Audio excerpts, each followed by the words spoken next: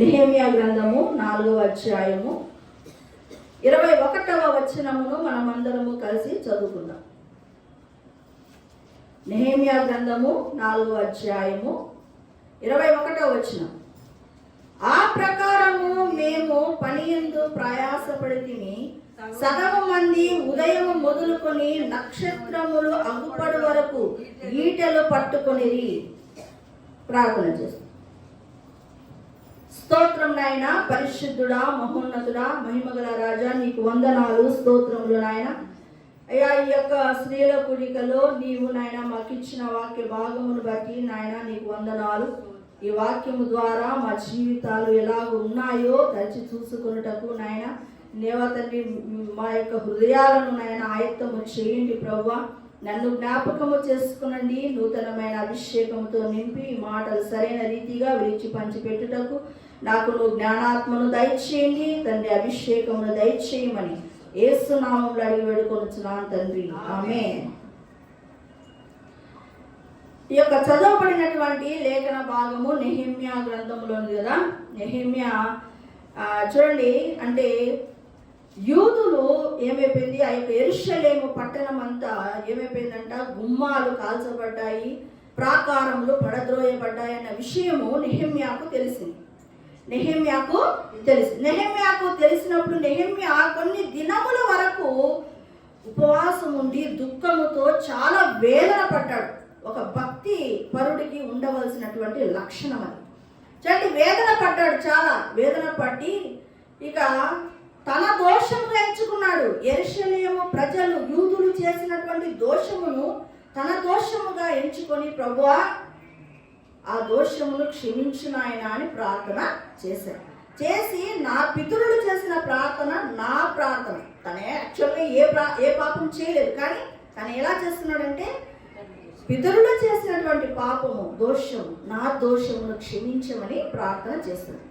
చేసి కేవలం ప్రార్థన ఒకటే చేయలేదు. చేసిన తర్వాత ఏం చేశాడంటే అర్తహషస్త రాజు దగ్గరికి వెళ్ళి పర్మిషన్ తీసుకొని తాను యెరూషలేమును గురించి దుఃఖపడిందే కాదు, ఆ పని చేయడానికి పూనుకున్నాడు.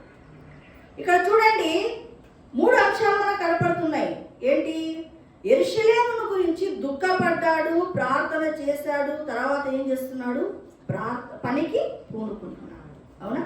మనం చాలా వరకు ఏం చేస్తుంటాము? ప్రార్థన చేసి దేవుడికి వదిలేద్దాం, ఆయనే చూసుకుంటాడు. ఇక్కడ నెహెమ్యా ఏం చేస్తున్నాడు? ప్రార్థన చేశాడు. ప్రార్థనలో కూడా మొట్టమొదట నేను చాలా సందర్భాల్లో చాలా మీ యొక్క స్త్రీల కూడికలలో చెప్తుంటా, మొదట దోషాలు లోపాలు కడుక్కోండి, అప్పుడే దేవుడికి మనకు మధ్య కనెక్షన్ ఏర్పడుతుంది కదా. ఇక్కడ కూడా నెహెమ్యా ఏం చేస్తున్నాడు? దోషాలను ఫస్ట్ కడుక్కుంటున్నాడు. కడుక్కొని ప్రార్థన చేసి రాజు దగ్గరికి వెళ్ళి పర్మిషన్ తీసుకున్నాడు. రాజు దగ్గర కూడా వెళ్తున్నప్పుడు కూడా, ప్రభువా రాజు యొక్క మనస్సు మారాలి, నన్ను పంపించడానికి ఒప్పుకునేటట్లుగా దయచేసి నువ్వు కృప చూపమని లోపల అనుకొని రాజును అడుగుతూ ఉన్నాడు. రాజు ఒప్పుకున్నాడు. ఒప్పుకోవడమే కాదు, తనకు కావలసినటువంటి సామాగ్రి, ఆ దగ్గరగా ఉన్నటువంటి అడవులలో అరణ్యాలలో ఉన్నటువంటి సామాగ్రిని కూడా నువ్వు తీసుకోవడానికి ఏం చేశాడు? పత్రికని ఇచ్చాడు, ముద్ర వేసి ఇచ్చాడు. చూడండి, ఇక ప్రార్థన చేస్తూ ఉన్నాడు. దేవుడు నెహెమ్యా యొక్క హృదయంలో ఒక ఆలోచన పెట్టాడు. నెహెమ్యా హృదయంలో ఏం పెట్టాడు? మనం ఎప్పుడైనా సరే మన జీవితాలలో ఏవైనా కష్టాలు వచ్చినప్పుడు మనము ప్రార్థన చేస్తే దేవుడు ఏం చేస్తాడంటే నీకు ఒక మంచి ఆలోచన ఇస్తాడు. మనం అది చేయం, కానీ తొందరపాటుతో వాళ్ళ సలహాలు వీళ్ళ సలహాలు తీసుకొని మనం అడుగులు ముందుకు వేయడానికి చూస్తాం. నెహెమ్యా అలా చేయటం లేదు. ఏం చేస్తున్నాడు? ప్రార్థన చేసి ఏం చేస్తాడు? దేవుడి దగ్గర నుంచి ఆలోచన తెచ్చుకున్నాడు. దేవుడి దగ్గర నుంచి మనం ఆలోచన తెచ్చుకుంటే అది సక్సెస్ఫుల్ అవుతుంది. ఇప్పుడు నెహెమ్యా ప్రార్థన చేశాడు కదా, దేవుడు ఒక ఆలోచన చెప్పాడు, అది మనస్సులో పెట్టుకున్నాడు, ఎవరితో చెప్పాలి. చూడండి, 2వ అధ్యాయంలో 12వ వచనం చూడండి. రాత్రి యందు నేను నాతో కూడా ఉన్న కొందరును లేచితిమి, యెరూషలేమును గూర్చి దేవుడు నా హృదయమందు పుట్టించిన ఆలోచనను నేను ఎవరితోనైనాను చెప్పలేదు. మనమైతే కదా దేవుడు ఒక దర్శనం చూపించాడంటే వెంటనే డప్పు కొట్టి అంతా డప్పు కొట్టి నాకు ఈ దర్శనం వచ్చిందని ఊరంతా టాంటాం చేసేస్తాం. కానీ ఇక్కడ నెహెమ్యా ఏం చేస్తున్నాడు? దేవుడు తనకు పెట్టినటువంటి ఆలోచన ఎవ్వరితో కూడా చెప్పకుండా యూదులను, అధికారులను, జనాలను సమకూర్చి తను పెట్టిన ఆలోచన చెప్పకుండా ఎలాగూ చేస్తే బాగుంటుందో ప్లాన్ ఇచ్చేశాడు. చూడండి, నెహెమ్యా ఏం చేశాడంటే ఫస్ట్ గుమ్మాలను, ద్వారములను, గడియలను, తాళాలను బాగు చేశాడు. ఇక్కడ మనం 3వ అధ్యాయాన్ని పరిశీలన చేస్తే గొర్రెల ద్వారమును బాగు చేసెను, గుర్రపు ద్వారమును బాగు చేసెను, లోయ ద్వారమును బాగు చేసెను, అన్ని బాగు చేసి 2-3 చూపిస్తాను. చూడండి, మొదటి వచనంలో ప్రధాన యాజకుడైన ఎల్యాషీబు అతని సహోదరుడైన యాజకులను లేచి గొర్రెల గుమ్మమును కట్టి ప్రతిష్ఠించి తలుపులు నిలిపిరి. హమ్మేయ గోపురం వరకును, హనన్య గోపురం వరకును ప్రాకారమును కట్టి ప్రతిష్ఠించి అలాగా అన్నిటినీ బాగు చేసిన. ఇక్కడ చాలా సందర్భాల్లో రాయబడి ఉంది ఏంటి, ఒక్కొక్క గుమ్మాన్ని ఇక్కడ చూడండి 6వ వచనంలో పాత గుమ్మమును బాగు చేయవారు ఎవరనగా, తర్వాత 12వ వచనం చివరిలో చూడండి హల్లో హేషు కుమారుడైన షల్లూము అతని కుమార్తెలను బాగు చేసిరి. లోయ ద్వారమును, హనును, జానోహ కాపురస్తులను బాగు చేసి. అలాగా మీరు 3వ అధ్యాయాన్ని మీరు ఇంటికాడ కూర్చొని శ్రద్ధగా చదివితే గన ప్రతి ద్వారమును బాగు చేసాను, ప్రతి గుమ్మం ఉంటుంది కదా, గుమ్మము తలుపులను బాగు చేసిరి, గడలను బాగు చేసిరి, తాళాలను బాగు చేశారు. ఇవన్నీ బాగు చేసిన తర్వాత ఏమైపోయిందంటే గోడ కడదామని ప్లాన్ చేశారు. ఇప్పుడు గుమ్మాలని నిలిపారు, అక్కడ ఒక గుమ్మము, ఇక్కడ ఒక గుమ్మం. ఏం చేస్తాడంటే నెహెమ్యా కొంతమందిని ఒక్కొక్క పనికి అప్పగించాడు. ఇక్కడ గొర్రెల ద్వారం నువ్వు చెయ్యి, లోయ ద్వారం నువ్వు చెయ్యి, ఇలాగా పనిని ఏం చేశాడంటే డివైడ్ చేశాడు. చేసి అందరూ ఒకటేసారి ఎవరి పని వాళ్ళు చేశారు కాబట్టి ఒక్కటేసారి ఏమైపోయినాయి, తలుపులు, తర్వాత గుమ్మాలు, తర్వాత గడలు, ఎవరి పని వాళ్ళు చేయడం వల్ల ఒకటి బాగైపోయింది. ఇప్పుడు గోడ ఈ ద్వారంకు ఆ ద్వారానికి మధ్యలో ఏం కట్టాలి? ఇప్పుడు మనం గోడ కట్టాలి. ఇక గోడ కట్టడం ప్రారంభించాడు. అప్పుడు సన్బల్లటు వచ్చాడు. ఈ సన్బల్లటు హోరోనీయుడు చూడండి 2:10 ఉంచండి. హోరోనీయుడైన సన్బల్లటు ఎవరంట? సన్బల్లటు ఏమైపోయిందంటే గోడ కడుతున్నారని అనినప్పుడు ఇక అతనికి మిగిలిన కోపం వచ్చి రౌద్రుడయ్యి తన దగ్గర ఉన్నటువంటి షోమ్రోను జనాంగం దగ్గర, ఆ తర్వాత ఇంకా తన స్నేహితుల దగ్గరికి వచ్చి చాలా కోప్పడి ఏమంటా ఉన్నాడు అక్కడ, దుర్బలులు అంట వీళ్ళు. ఎవరంటే యూదులు. దుర్బలులైన యూదులు ఏం చేయగలరు? బలులు అర్పించి బలపరచుకుందరా ఏమన్నా?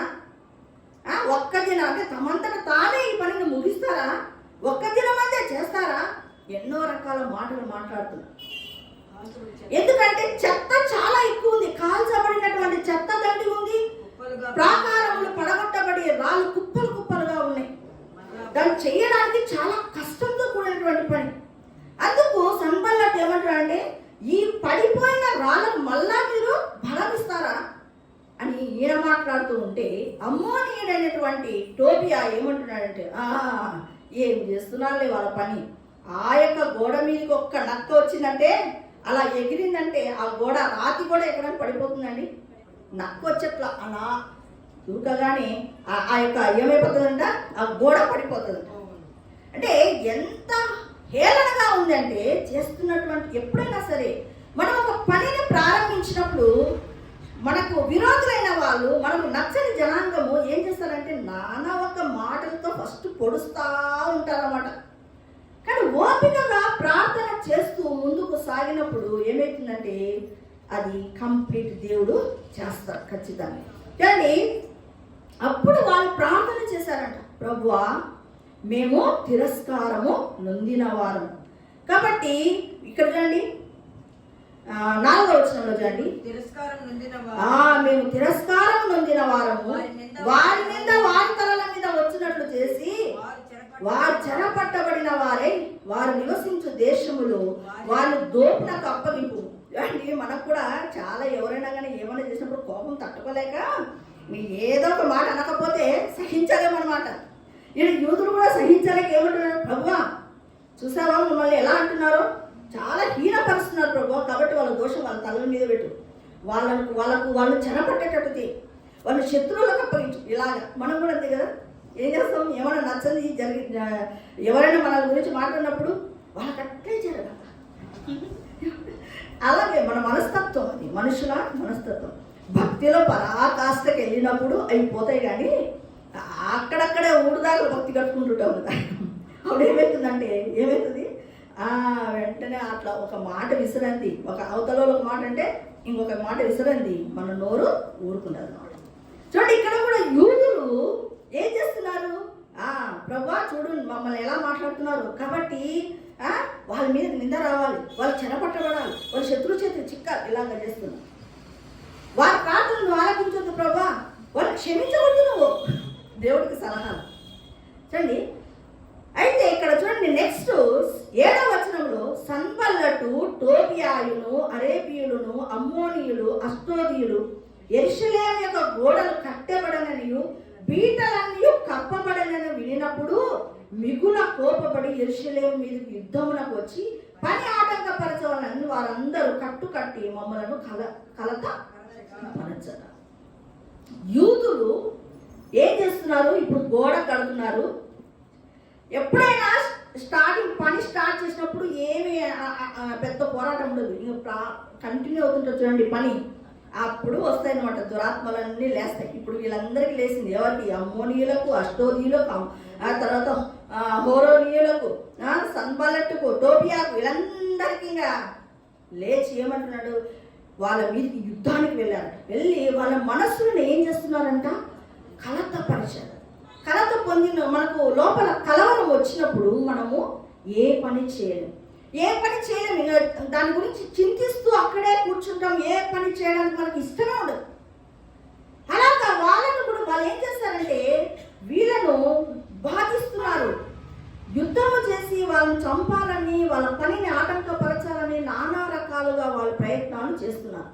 దానితో కలత చెంది దేవుడికి ప్రార్థన చేసి ఏం చేస్తారంటే రాత్రి పగళ్ళు వాళ్ళు మేలుకున్నారు, కావలించు ఉన్నారు. ఎందుకంటే వాళ్ళు వచ్చి ఏమైనా గోడలు పడగొడతారేమో, గుమ్మాలు పడగొడతారేమో అని చెప్పి ఏం చేస్తారు, రాత్రి పగలు వాళ్ళు మేలుకున్నారు. కాబట్టి ఈ చెత్త ఎత్తే వాళ్ళు, బరువులు మోసే వాళ్ళకి ఏమైపోయిందంటే బలహీనత వచ్చింది. నిద్ర సరిగా లేదనుకోండి ఏమవుతుంది, పని చేస్తామా మనం.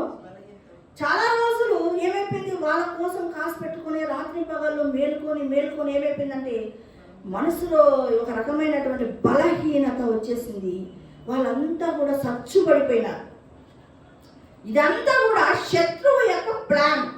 అంటే ఈ శత్రువులు ఎవరు ఉన్నారు, అష్టోదీయులు, అమ్మోనీయులు, హోరోనీయులు, సన్బల్లటు, టోబియా అందరూ కలిసి ప్లాన్ వేశారు. ఏంటి, వీళ్ళను ఏం చేయాలంటే కలతపరచాలి, వీళ్ళని పని సాగనీయకుండా చెయ్యాలి అని.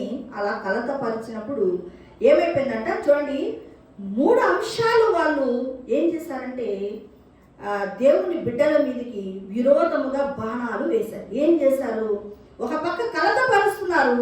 చూడండి 11వ వచనం, మా విరోధులను వారు తెలుసుకొనకుండాను చూడకుండాను మనం వారి మధ్య చొరబడి వారిని చంపి పని ఆటంకపరచుదామని. ఏంటి, మా విరోధులు, ఎవరు విరోధులు,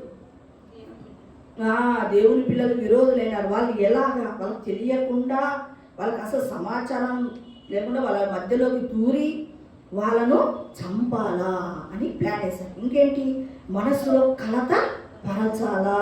ఇంకా ఏంటి చూడండి 12వ వచనం చూడండి, మా శత్రువుల యొక్క నివాసులై ఉన్న యూదులు వచ్చి నలుదిక్కుల నుండి మీకు మా సహాయం రావాలని మాటికి మాతో చెప్పగా. ఇక శత్రువుల మధ్యలోనే, ఇప్పుడు మనం కూడా ఎక్కడ ఉన్నాం, శత్రువుల మధ్యలో ఉన్నాం కదా, మన శత్రువుల మధ్యలోనే ఒక్కరే ఉన్నాం. అలాగా శత్రువుల మధ్యలో కొంతమంది యూదులు ఉన్నారట. వాళ్ళకి బెదిరింపులు ఎక్కువైపోయి వాళ్ళు మిగతా యూదులను ఏం చేస్తున్నారంటే, అయ్యా మాకు వచ్చి సహాయం చేయండి, మాకు చాలా కష్టం ఉంది, మేము ఒక్కరికి ఉండలేకపోతున్నాం. ఇలాగా వాళ్ళు ఏం చేస్తున్నారు, ఆ యొక్క ప్లాన్ 3 ప్లాన్లు పెట్టారు. ఏంటి, కలతపరుస్తున్నారు. ఒక పక్క ఏమో నివాసులైనటువంటి అంటే శత్రువుల దగ్గర యూదులు ఉంటారు కదా, ఎవరైతే ఉంటారో వాళ్ళను కూడా బాధపరుస్తూ ఉన్నారు. తర్వాత లోపల వచ్చి వాళ్ళని చంపుదామని ప్లాన్ వేశారు. అయితే నెహెమ్యా ఏం చేస్తున్నాడంటే, నెహెమ్యా ప్రార్థన చేసి వాళ్ళకు ఒక సలహా ఇచ్చాడు. ప్రార్థన చేసినప్పుడు దేవుడు ఒక మాట ఇస్తూ వచ్చాడు అనమాట నెహెమ్యాకు. మనం ఈ విధంగా చేద్దామని శత్రువులు అనుకున్నారు, కానీ నెహెమ్యా ప్రార్థన చేసి వారి మధ్యలో నిలబడేమన్నాడంటే, మహాగణుడు భయంకరుడైనటువంటి యెహోవా మన పక్షముగా ఉన్నాడు కాబట్టి మీ సహోదరుల పక్షముగా, మీ భార్యల పక్షముగా, మీ కుమార్తెల పక్షముగా, మీ యొక్క స్నేహితుల పక్షముగా మీరేం చేస్తారంటే యుద్ధం చేయండి, ఖచ్చితంగా మీరు గెలిచి చూడండి. ఇప్పుడు ఏమైపోయిందంటే శత్రువులకు అంటే శత్రువుల యొక్క యోచన నెహెమ్యాకు తెలిసిపోయింది. చూడండి 15వ వచనం చూడండి, వారి యోచన మాకు తెలియబడననియు దేవుడు దాన్ని వ్యర్థము చేసననియు మా శత్రువులు సమాచారం వినగా మాలో ప్రతివాడు తన పనికి గోడ వరకు వచ్చాడు. ఇప్పుడు ఏమైందంటే ఆ యొక్క శత్రువులు మాట్లాడుకుంటున్నటువంటి యోచనలన్నీ ఎక్కడ తెలిసిపోతున్నాయి, నెహెమ్యాకు తెలిసిపోతున్నాయని వాళ్ళ యొక్క ఆలోచనలను వ్యక్తపరిచాడు దేవుడు అని విని సచ్చుపట్టాలండి. మేము ఇంకా చెత్త వేరలేము, నేను చాలా బలహీనమైపోయినామన్న వాళ్ళకి బలం వచ్చింది. వెంటనే అందరూ కూడా ఏం చేశారంటే యూదులు గోడ కట్టడానికి మళ్ళా వచ్చారు.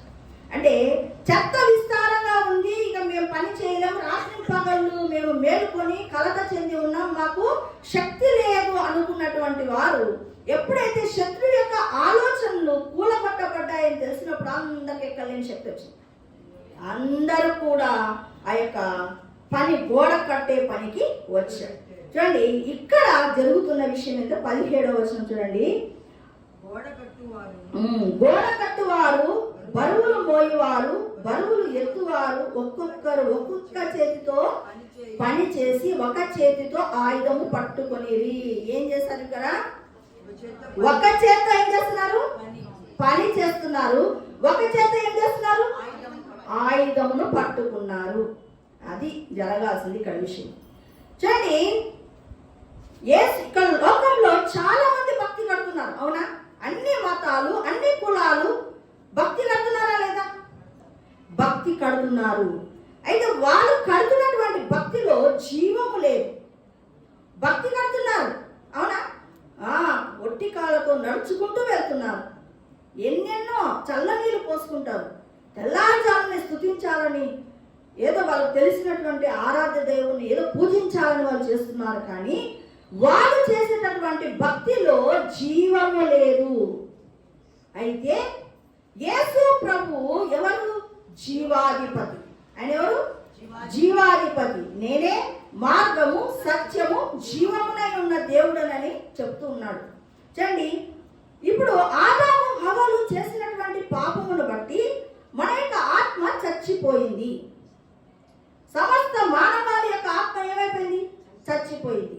అయితే ఎవరైతే యేసు ప్రభువును అంటే జీవాధిపతి అయినటువంటి యేసు ప్రభువుని తన హృదయంలోకి స్వీకరిస్తారో వాళ్ళకి ఏమొస్తుంది? జీవము వస్తుంది. జీవం వచ్చినప్పుడే కదా కదలిక వస్తుంది. అవును, జీవం ఎలా వస్తుందండి? అవును, యేసు ప్రభువును నమ్ముకోవడం ఎలా అంటే, యేసు ప్రభువును తన సొంత రక్షకుడుగా అంటే నా పాపముల నిమిత్తము యేసు ప్రభు శిలువలో చనిపోయాడు, సమాధి చేయబడ్డాడు, లేఖనానుసారంగా 3వ దినమున లేచాడు అని హృదయంలో విశ్వసించి, అవును దేవుడు నా పాపాల నిమిత్తము చనిపోయాడు, సమాధి చేయబడ్డాడు, తిరిగి లేచాడని నేను నమ్ముతున్నాను అని నోటితో ఒప్పుకోవాలి. హృదయంలో విశ్వసించాలి, నోటితో ఒప్పుకోవాలి. అప్పుడు నీకేం కలుగుతుంది? రక్షణ కలుగుతుంది. రక్షణ కలిగినప్పుడు నీకేమొస్తుంది? చచ్చిపోయినటువంటి నీ ఆత్మకు జీవము వస్తుంది.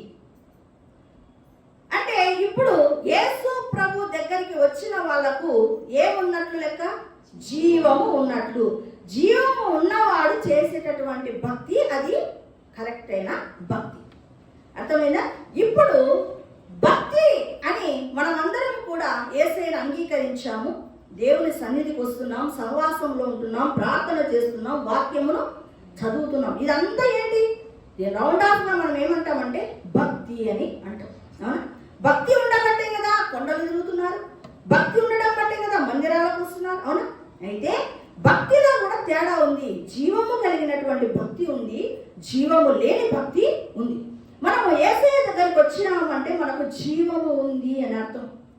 జీవము కలిగినటువంటి భక్తిని మనం కడుతున్నాం. అయితే చాలా సార్లు ఏమైపోతుందంటే మన భక్తి జీవితము ప్రారంభంలో బాగుంటుంది, కానీ ఆ తర్వాత నెమ్మదిగా మన భక్తి సన్నగిల్లిపోతూ ఉంది. అయితే దేవుడు ఈ దినము నీతో నాతో మాట్లాడుతున్నటువంటి విషయం ఏంటంటే భక్తిని మనము తీవ్రతరం చేయాలి. వేకువ వెలుగు అక్కడ చూడండి, సామెతలు 4వ అధ్యాయంలో పట్టపగులు వేకువ వెలుగు వెలిగినట్లు నీతి మార్గంలో అంతకంతకు మనం ఏం కావాలంట? తేజరిల్లాలి. 4వ అధ్యాయం సామెతలు. పట్టపగలు వరకు వేకువ వెలుగు తేజరిల్లునట్లు నీతిమంతుల మార్గము అంతకంతకు తేజరిల్లాలి. మనం అంతకంతకు ఏం కావాలా?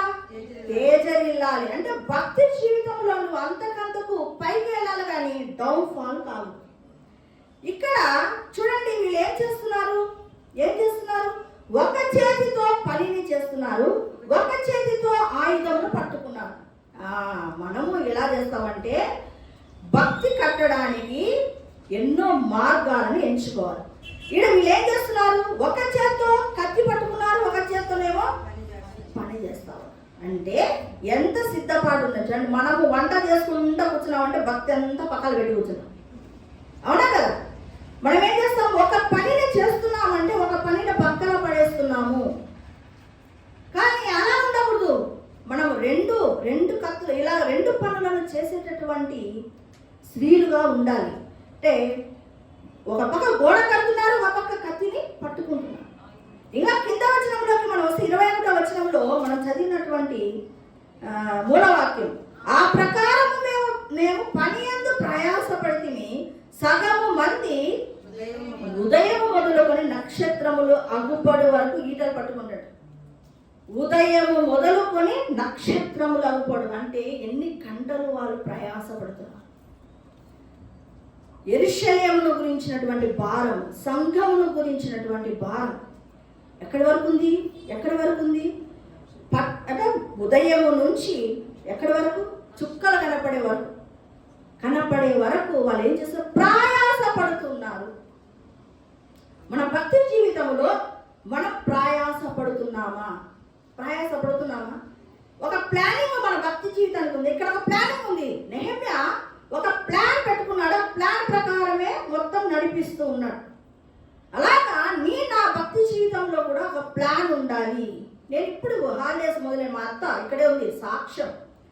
చూడండి, ఉదయం 10 గంటలకంతా నా వంటలు మొత్తం చేస్తా, ఒక అన్నము సంగటి తప్ప అంత పనులు చేసేస్తాను, బట్టలు కూడా ఆరేసిస్తాను. 10 గంటలు అయిందంటే నేను రూమ్లో నుంచి వెళ్ళిపోతాను. మాత్రం చేసి ఇక్కడ 10 గంటలు అంటే ఒక ప్లానింగ్ అనేది మనకు ఉండాలి. హాలిడేస్ వచ్చినాయి, అమ్మ బాగా వండుకొని తిని పడుకు. నేను కూడా వండుతాను, వెరైటీస్ వండుతాను హాలిడేస్లో. ఎన్ని రకాలు ఈ వెరైటీస్ అన్ని అక్కడ దొరకమంటది మాత్రం. అన్ని వెరైటీస్ ఎంత చేసినా కూడా ఎప్పుడు చేసుకుంటా అదే 10 లోపలనే చేసుకొని 10 గంటలకు దేవుడి సన్నిధికి వెళ్తాం. అంటే పనినే చేయాలా, గోడ కట్టాలి, ఆడ కత్తి పట్టుకోవాలా, గోడ కట్టాలి. అంటే నువ్వేం చేయాలా? నువ్వు ఏమి చేసినా కూడా దాన్ని బ్యాలెన్స్గా చేసుకోవాలి. కూరగాయలు దొరకకుండా కూర్చొని మధ్యాహ్నం వరకు నువ్వు వంటలు చేసుకుంటూ కూర్చుంటే ఎప్పుడు ప్రార్థన చేస్తావు? అన్నిటిని ఎప్పుడు బ్యాలెన్స్ చేసుకుంటావు? 2 పనులు చేయగలవు. నేనైతే ఒక పక్క వాషింగ్ మిషన్ వాగుతుంటుంది, ఒక పక్క వంటకాడ వాగుతుంటుంది. ఇల్లంతా ఆ టైంలో సర్దుకుంటూ వస్తాను. మొత్తం అంతా సర్దుకుంటూ వస్తుంటాడు. వంట అవుతుంటుంది, అక్కడ మొత్తం సర్దుకుంటూ వస్తాయి. ఇల్లు కూడా శుభ్రంగా ఉండాలి, మొత్తం సర్దుకుంటూ వస్తాను. అన్నీ ఎంత స్పీడ్. ఆ టైంలో ఫోన్ చేసినా నేను ఎత్తను.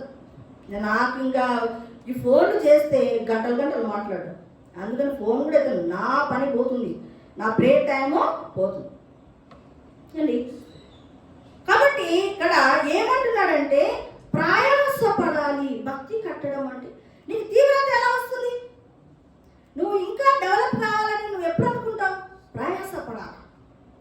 భక్తిలో తీవ్రతరము చేసుకోవాలి. నిన్ను నీవే ప్రోత్సాహపరచుకోవాలి, నిన్ను నీవే ప్లాన్ వేసుకోవాలి. నేను ఎలాగైతే దేవుని సన్నిధిలో ఇంకా కొంచెం ఎదగగలను, నేను ఇంకా కొంచెం వాక్యములు ధ్యానం చేయగలన ప్లానింగ్ మనకు ఉండాలి.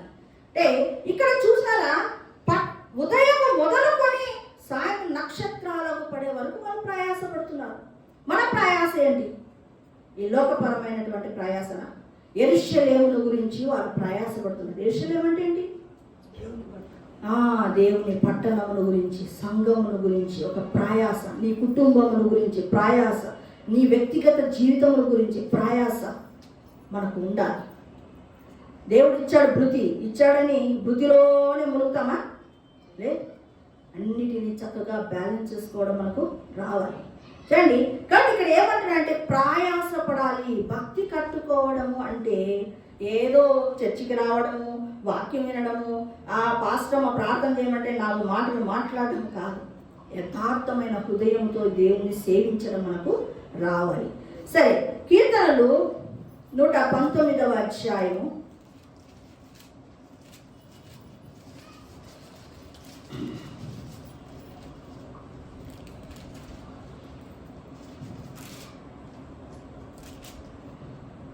139వ వచనం చూడండి. నా విరోధులు నీ వాక్యములు మరిచిపోవుదురు, కావున నా ఆసక్తి నన్ను భక్షించుచున్నది. ఆయనకు ఆసక్తి ఉందంట దేని విషయంలో? వాక్య విషయంలో. ఇక్కడ చూడండి 147వ వచనంలో చూడండి, తెల్లవార మునిపేనే మొదలుపెడుతున్నాడట. ఇంకా తెల్లవారలేదు. దావీదు మహారాజు. మనం ఎవరము? సామాన్యులం. మహారాజు ఏంటి? తెల్లవారక మునిపే మొదలుపెట్టి తిని నీ మాటల మీద నేను ఆశ పెట్టుకొని ఉన్నాను.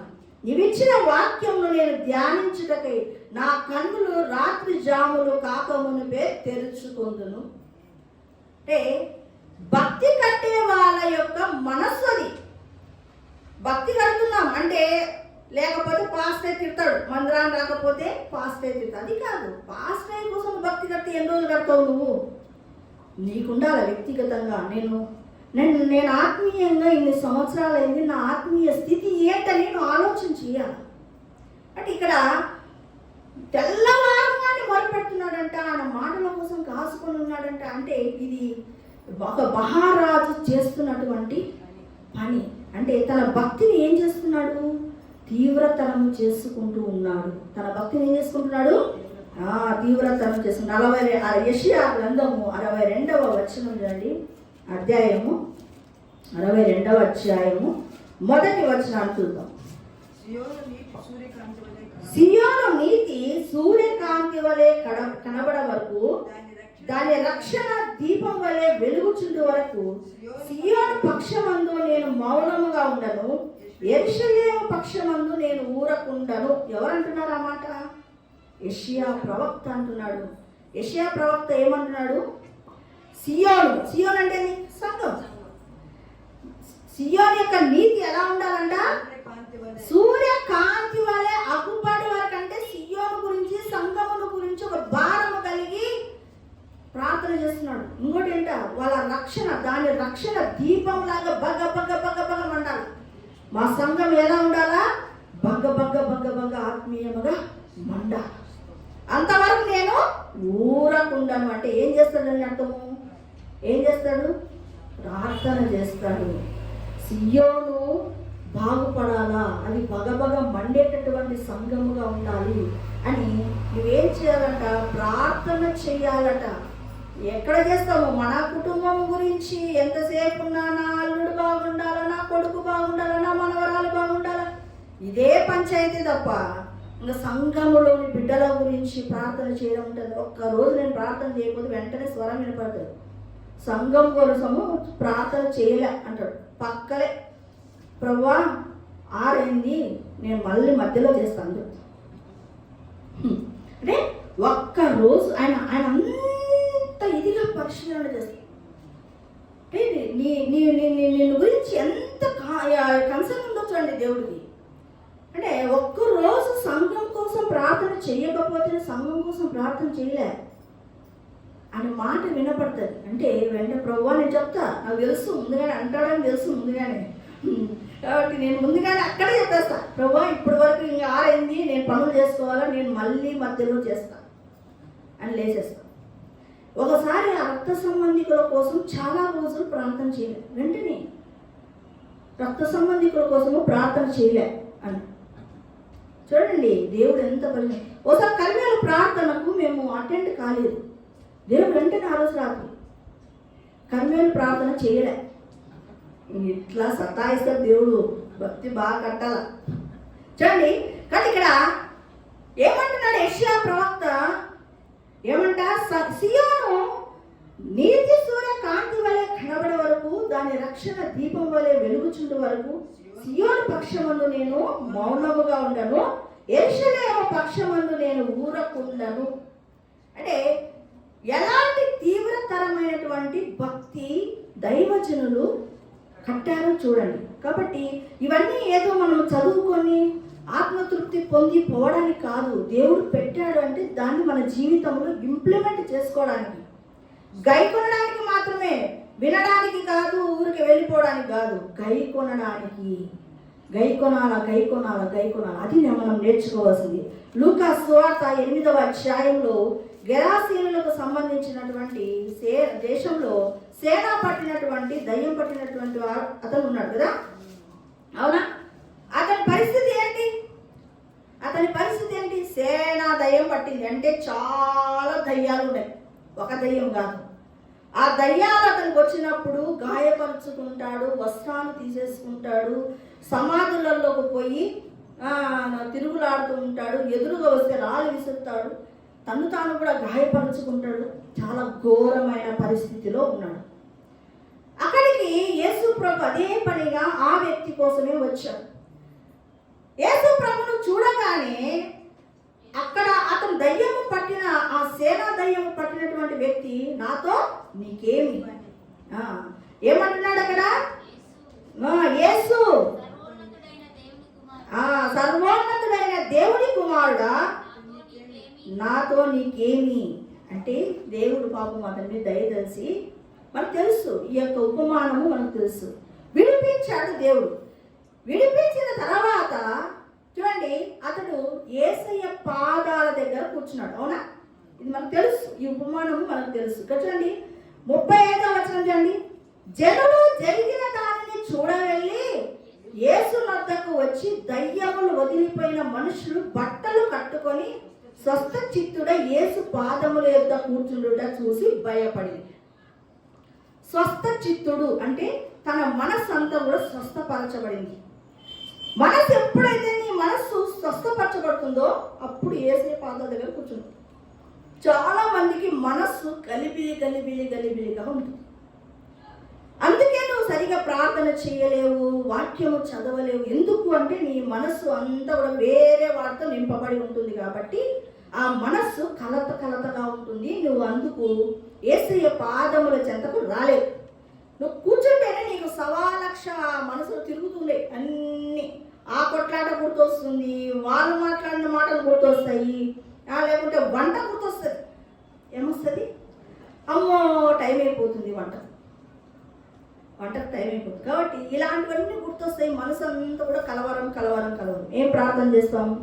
ప్రార్థన చేయం. కానీ వీడి మనస్సు, ఎవరు సేనా దయ్యము పట్టినటువంటి వ్యక్తి యొక్క మనస్సు ఏమైంది? స్వస్థ చిత్తుడై పాదాల చెంత కూర్చున్నాడు. చూడండి యేసు ప్రభు 39వ వచనంలో ఒక మాట అంటున్నాడు చూడండి. అయితే ఆయన, నీవు నీ ఇంటికి తిరిగి వెళ్ళి దేవుడు నీకెట్టి గొప్ప కార్యములు చేసేనో తెలియచేయమని వారితో చెప్పి వాడిని పంపివేశాడు. వాడు వెళ్ళి యేసు తనకెట్టి గొప్ప కార్యములు చేసేనో ఆ పట్టణం అంతా ప్రకటించాడు. యేసు ప్రభు ఏమన్నాడు? నీ ఇంటికి వెళ్ళి సాక్ష్యం చెప్పన్నాడు. మరి ఇతను ఏం చేస్తున్నాడు? పట్టణం అంతా వెళ్ళి చెప్తున్నాడు. అంటే ఏంటి? అతనిలో తీవ్రతరం ఎప్పుడైతే ఉంది, దయ్యాలు పట్టిన వాళ్ళకి తెలుస్తుంది వాళ్ళ బాధ ఏంటో, వేదన ఏంటో. మనకు అర్థం కాదు. అది కూడా సేనా దయ్యం. అన్ని దయ్యాలతో పీడించబడినటువంటి వ్యక్తి స్వస్థచిత్తుడైనప్పుడు ఇక అతను ఊరుకుంటాడా?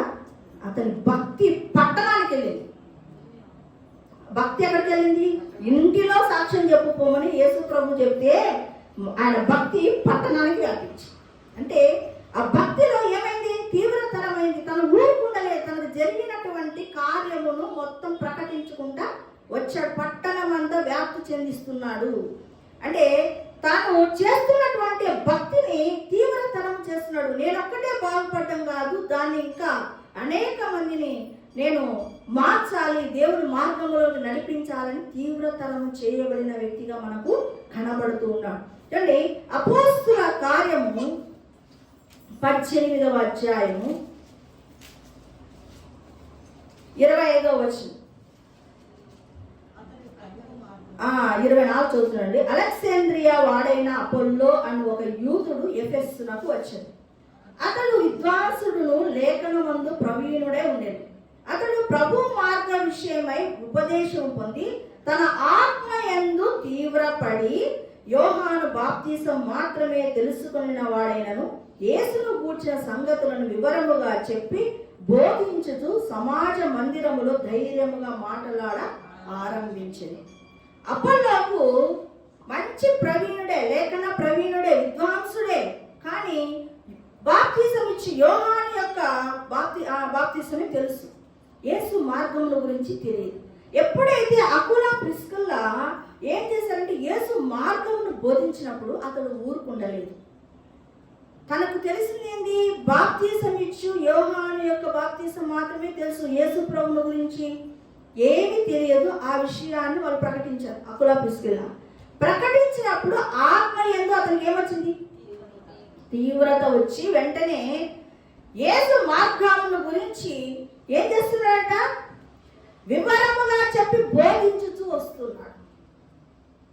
అతనికి ఆల్రెడీగా అపోల్లో చాలా భక్తిపరుడు.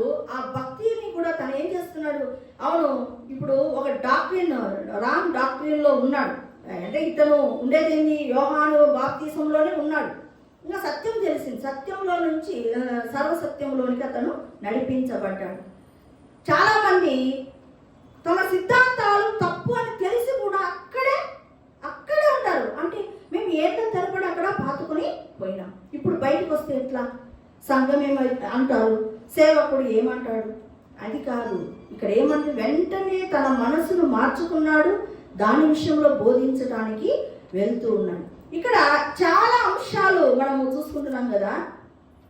2వ తిమోతి 3వ అధ్యాయము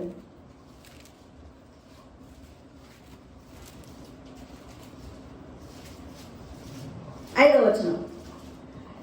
పైకి భక్తి గల వారి వలె ఉండి దాని శక్తిని ఆశ్రయించు వారనై ఉందురు. ఇది ఇప్పుడు మనం చెప్పబడినటువంటి అనేక అంశాలు మనం చూసుకున్నాం కదా.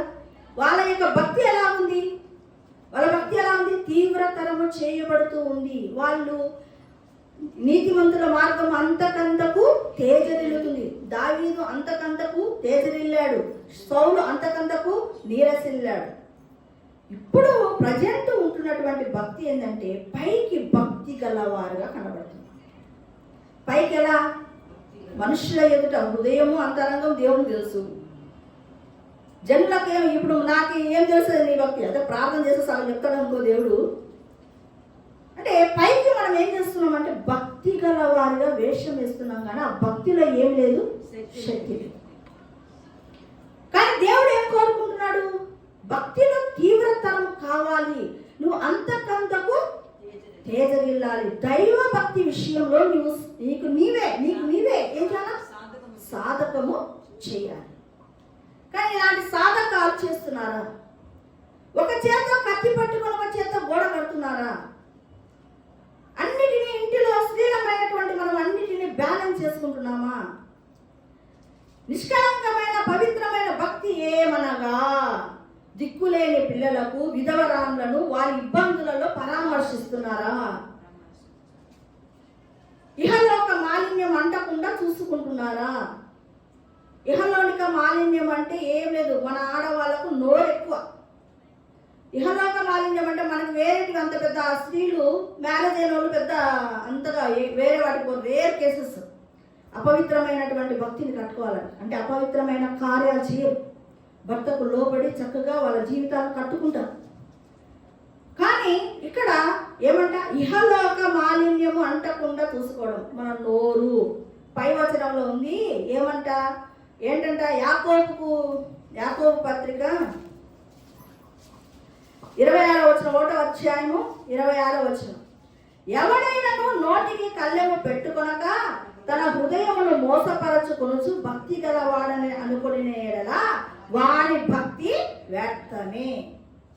నోటికి కళ్ళెము పెట్టుకొనకుండా హృదయమును మోసపరచుకుంటే నేను భలే భక్తి కడుతున్నాను అని ఏం చేస్తున్నాను? హృదయాన్ని మోసపరచుకుంటున్నాను.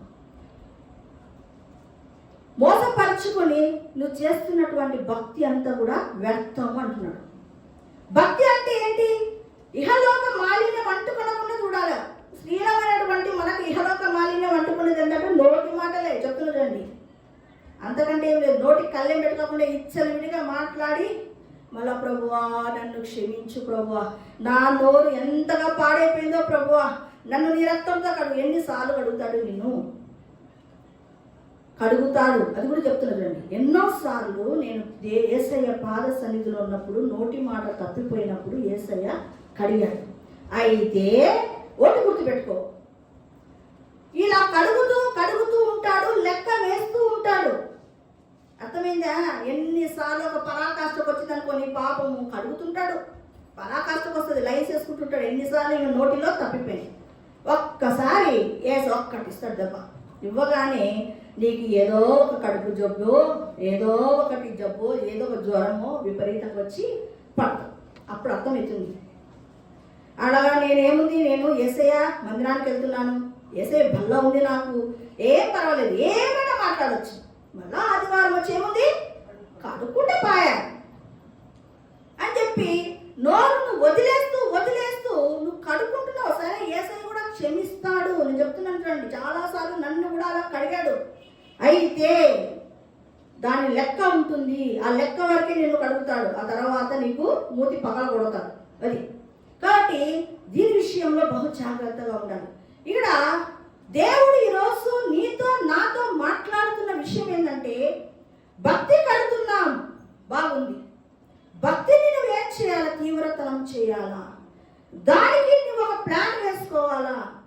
హెబ్రీ స్త్రీలు చురుకైన వాళ్ళు, వాళ్ళ దగ్గర ఒక ప్లాన్ ఉంటుంది. వాళ్ళు చురుకైన వారు ఎలా ఉంటారు? చాలా అన్ని విషయాలు చక్క చేసేటటువంటి వారు. కూర్చున్నాడే కూలబడ్డావు అంటే ఇంకా అక్కడి నుంచి అందరు మళ్ళా ఆ కత్తి ఎందుకు, ఆ కూరగాయలు ఎందుకు, ఏంటి అన్ని మనకు దగ్గర తెచ్చిస్తే అప్పుడు వాళ్ళు చురుకైన వాళ్ళు కాదు, కూలబడిన వాళ్ళు. కాబట్టి ఈరోజు మన స్త్రీల కూడికలో దేవుడు మాట్లాడుతున్నటువంటి ఆ మాటలను రిసీవ్ చేసుకున్నాం. చూడండి, ఇంటిలో స్త్రీ ప్రార్థన, వాక్యము, తన బిడ్డల చుట్టూ కంచె వేసుకుంటూ అలా ఉన్నటువంటి కుటుంబాన్ని చక్కగా దేవుడు బ్లెస్ చేస్తాడు. దేవుడు బ్లెస్ చేయడు అనే మాటే ఉండదు. నేను ఒకసారి అడిగాను దేవుని, ప్రభువా ఎన్ని సంవత్సరాల నుంచి, సుమారు 15 ఏళ్ళ పైనే నేను బిడ్డల విషయమే ప్రార్థన చేస్తున్నాను కదా, ఏంటి పరిస్థితి ప్రభువా అని అంటే, వారు ఆశీర్వదించబడిన వారు అని చెప్పాడు.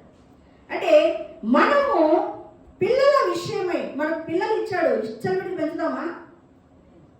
సరే, మన మాట వినాలండి పిల్లలు, కానీ నువ్వేం చేయాలా? ప్రార్థన చేయాలి. నీ వంతు తల్లిగా నీ బాధ్యత ఏంటి?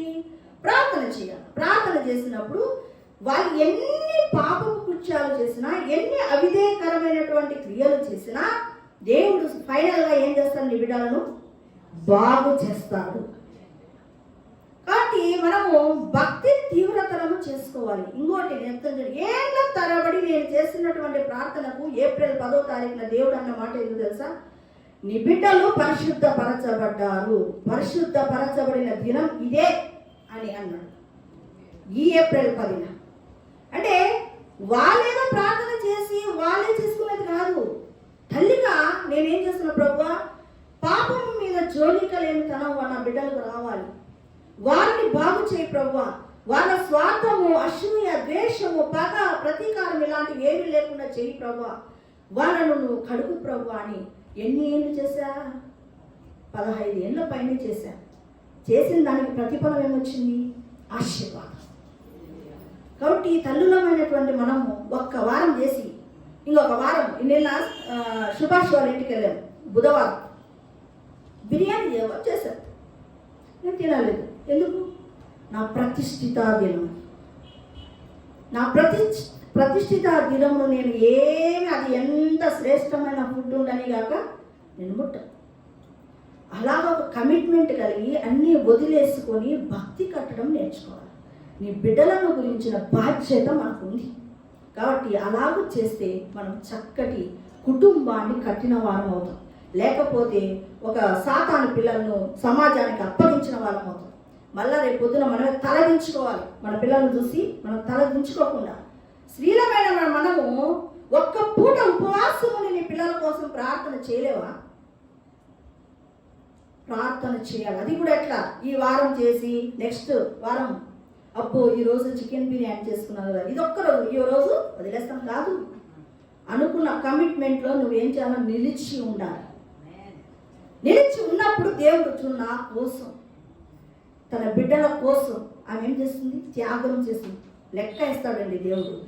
ఖచ్చితంగా దేవుడు పిల్లల్ని ఏం చేస్తాడు? బాగు చేస్తాడు. కాబట్టి మనము ఈ దినము చెప్తున్న విషయం ఏంటంటే భక్తిలో మనం తీవ్రతరము కాబడాలి. కాబట్టి భక్తి ఉందో లేదో ముందు అది చూస్తున్నాం. ఫస్ట్ మన నోరు బాగుందా? ఇహలోక మాలిన్యం అంటకుండా మనం చూసుకుంటున్నాము. ఫస్ట్ భక్తి ఉందో లేదో చూసుకున్నాం. భక్తి ఉంటే దాన్ని తీవ్రతరము చేసుకున్నాం. ఓకేనా? కాబట్టి ఈ మాటలు విన్నటువంటి మనం అందరము కూడా యేసయ్య సన్నిధిలో మోకరిల్లి మన భక్తి విషయంలో పరిశీలన చేసుకున్నాం. దేవుడి కృప కోసము మనము యేసయ్యను వేడుకున్నాం, ప్రార్థన చేస్తున్నాం. స్తోత్రం నాయన, పరిశుద్ధుడా, మహోన్నతుడా, మహిమగల రాజా, నీకు వందనాలు, స్తోత్రములు చెల్లిస్తున్నాను తండ్రి. ఈ దినము స్త్రీల కూడికలో నాయన తండ్రి నీవు మాట్లాడినటువంటి మాటలను బట్టి నాయన నీకు వందనాలు, స్తోత్రాలు తండ్రి. ఈ మాటలు నాయన మా హృదయములో అంతరంగములు ముద్రించండి. యోగ్యమైన మంచి ప్రవర్తనతో వాటిని స్వీకరించే మనస్సు మాకందరికీ దయచేయండి. భక్తిని తీవ్రతరం చేసుకోవడం మాకు నేర్పించండి ప్రభువా. నాయనా మా పిల్లలను, మా కుటుంబములను కట్టుకునే జ్ఞానము మాకు దయచేయండి. ఈ కృపా కనికరాలు మా మీద ఉంచండి. మా చేయి పట్టుకొని నడిపించమని యేసు నామములో అడుగుతున్నాను తండ్రి, ఆమేన్. యేసు రక్తమే జయం, ప్రభు యేసు రక్తమే జయం, ప్రభు యేసు నా సంపూర్ణ జయం కలుగును గాక, ఆమేన్.